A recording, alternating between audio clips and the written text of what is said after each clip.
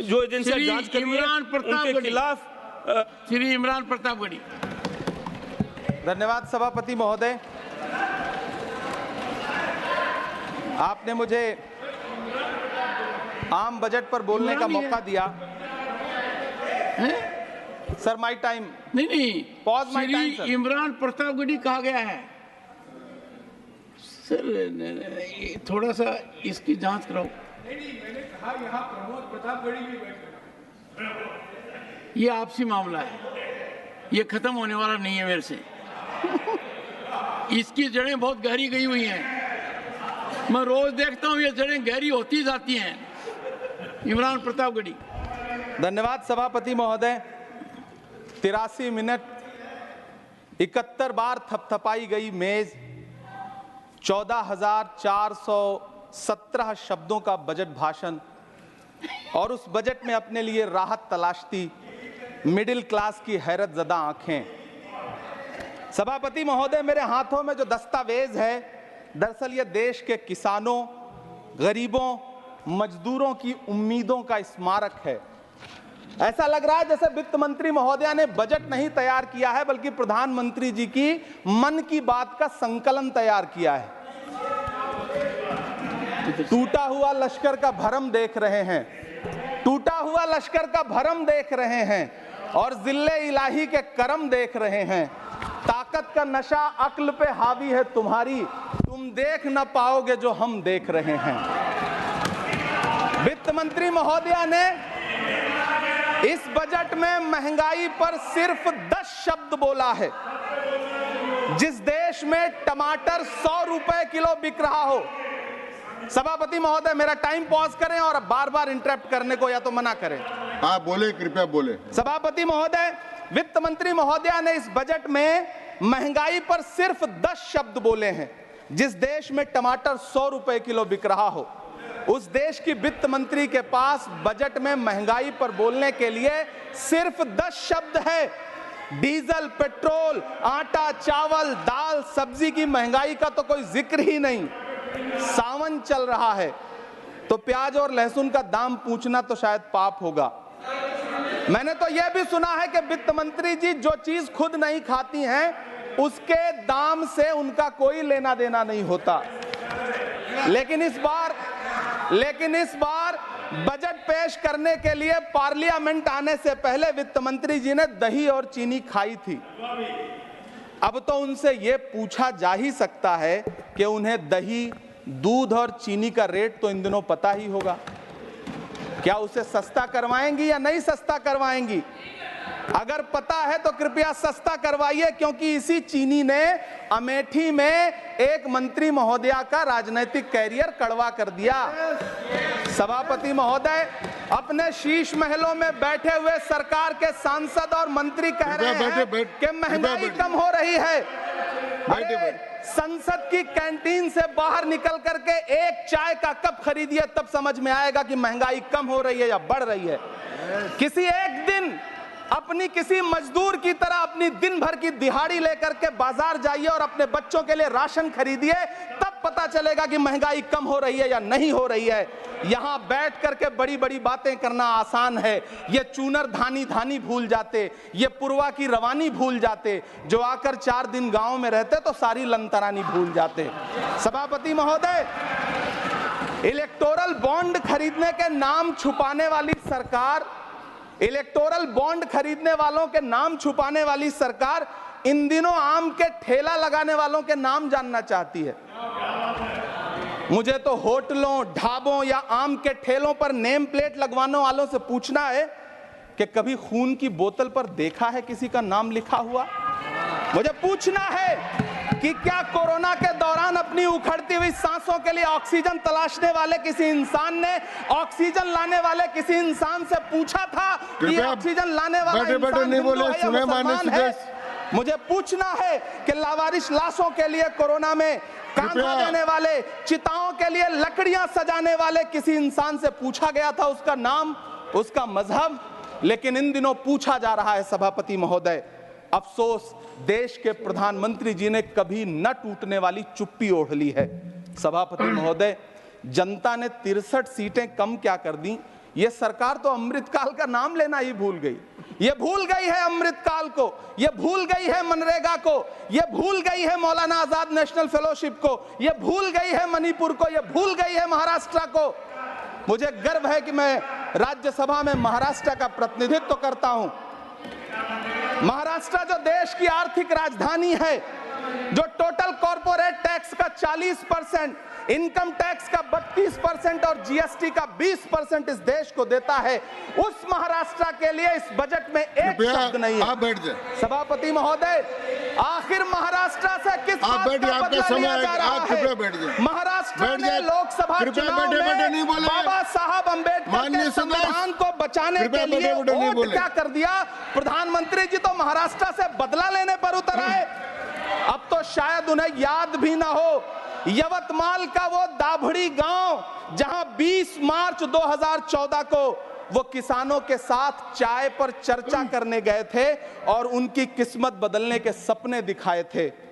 उसी यवतमाल में पिछले 6 महीने में 132 किसानों ने आत्महत्या की है। सभापति महोदय, महाराष्ट्र में हर महीने 209 किसान आत्महत्या कर रहे हैं।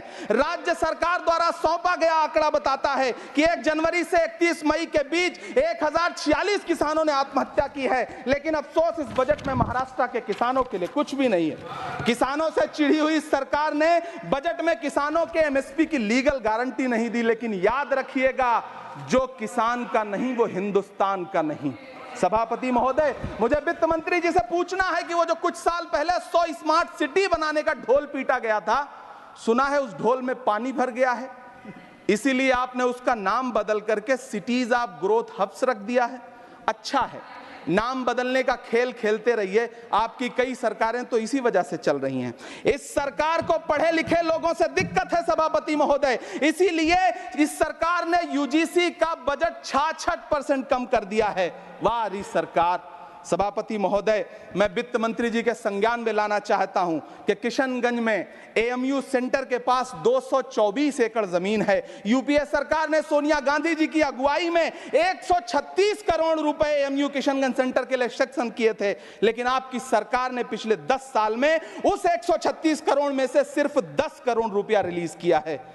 1.5 करोड़ की आबादी वाला सीमांचल बेहतर शिक्षा के लिए उस सेंटर की बाट जोह रहा है। मेरा आपसे सवाल है कि इस सेंटर का बाकी पैसा आप कब रिलीज करेंगे? मुझे उम्मीद है वित्त मंत्री महोदया जवाब जरूर देंगी। सीमांचल उसी बिहार में आता है जिसकी बैसाखी के सहारे आपकी सरकार चल रही है।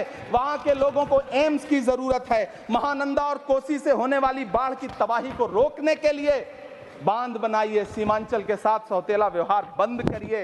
इकोनॉमिक कॉरिडोर बनाने से किसी राज्य का विकास नहीं होगा, विकास होगा स्वास्थ्य और शिक्षा के बुनियादी मुद्दों के लिए बजट देने पर। सभापति महोदय, एक तरफ तो इस बजट में पीएम आवास योजना के तहत 3 करोड़ अतिरिक्त मकान देने की घोषणा है और दूसरी तरफ लखनऊ के अकबर नगर में 1280 वो मकान हैं जिन्हें रिवर फ्रंट बनाने के नाम पे बुलडोजर से जमींदोज कर दिया गया।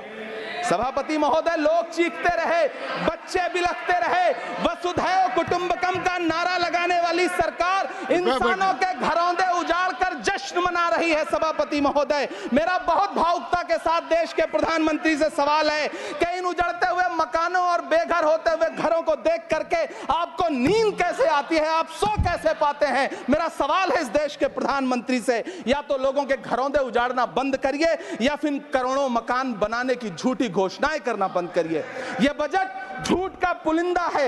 यह बजट आपके पिछले साल के बजट का कट कॉपी पेस्ट है। यह बजट हमारे चुनावी घोषणा पत्र की नकल करने की एक बेईमान कोशिश है। लेकिन कहावत है ना कि नकल के लिए भी अकल चाहिए। मेरे हाथ में एक तरफ न्याय पत्र है जो हमारा है और दूसरी तरफ अन्याय पत्र है जो आपका है। इस सरकार को आलोचना सुनने की आदत नहीं है सभापति महोदय। जब आप इनसे सवाल पूछिए तो ये कहते हैं कि आप बताइए 70 साल में आपने क्या किया है। मैं तो इस सदन में कहना चाहता हूं सभापति महोदय कि हमसे 70 साल का हिसाब मांगने वालों, जो सरकार अपना चलाया हुआ 2000 का नोट 7 साल नहीं चला सकी, वो हमसे 70 साल का हिसाब मांगती है।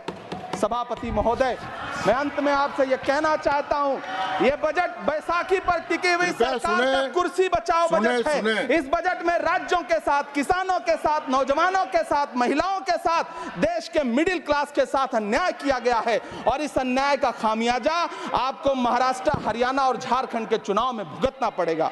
सभापति महोदय, इस सरकार ने नोटबंदी लगाकर देश की आम जनता की पूंजी छीन ली। बैठे नहीं बोले, कृपया। टैक्स लगा करके छोटे व्यापारियों के कारोबार छीन लिए, पेपर लीक करवा करके युवाओं की आंखों से नौकरी के सपने छीन लिए, अग्निवीर लाकर देश के जवानों की उम्मीदें छीन ली, बुलडोजर लगाकर लोगों के आशियाने छीन लिए, महंगाई लाकर देश की जनता की थाली से निवाले छीन लिए और नारा लगाया कि हम तो सेवक हैं, 18-18 घंटे काम करते हैं। इन्हीं लोगों के लिए किसी ने शेर कहा है कि जो सच और झूठ में दूरी है वो दूरी समझते हैं, सियासी हाकिमों की हम भी मजबूरी समझते हैं, वो अपना हक समझते हैं निवाला छीन लेने को, डकैती को बहुत से लोग मजदूरी समझते हैं। हमें पता है कि कैसी मजदूरी की जा रही है। सभापति महोदय, मैं यहाँ खड़ा होकर के अंत में आपसे कहना चाहता हूं कि इस बजट में तमाम राज्यों के साथ अन्याय किया गया है, इस बजट में युवाओं के साथ अन्याय किया गया है, महिलाओं के साथ अन्याय किया गया है और खास तौर से महाराष्ट्र के लिए कुछ नहीं रखा गया है। महाराष्ट्र बाढ़ से जूझ रहा है, पानी बरसने से वहां 1500 से ज्यादा लोग मारे गए हैं। उस शहर को, उस राज्य को 4000 करोड़ के पैकेज की जरूरत है ताकि जो फसलें बर्बाद हुई हैं लोगों को राहत दी जा सकी। लेकिन अफसोस, इस बजट में महाराष्ट्र के लिए ऐसा कुछ भी नहीं है। मैं आखिर में यह कहना चाहता हूं कि पिछले 7 दिन से इस बजट का बड़ा ढिंढोरा पीटा जा रहा है, इसे महान बताया जा रहा है, लेकिन कौन महान बता रहा है? सत्ता पक्ष के लोग, उन्हें तो बताना ही है। क्योंकि मैं अवध क्षेत्र से आता हूं, प्रतापगढ़ से, नीरज भाई भी अवध और पूर्वांचल से आते हैं। वहां एक कहावत है कि बिटिया की तारीफ किसने की? बिटिया की महतारी ने, यानी कि बेटी की प्रशंसा किसने की? मां ने। तो इस बजट की तारीफ सत्ता पक्ष करे तो करेगा ही, लेकिन विपक्ष के एक भी सांसद से आप पूछिए कि क्या उसके राज्य को कुछ मिला है, तो वो ये कहेगा कि नहीं, कुछ भी नहीं मिला है। बहुत बहुत धन्यवाद सभापति महोदय, मुझे आम बजट पर अपनी राय रखने के लिए। धन्यवाद।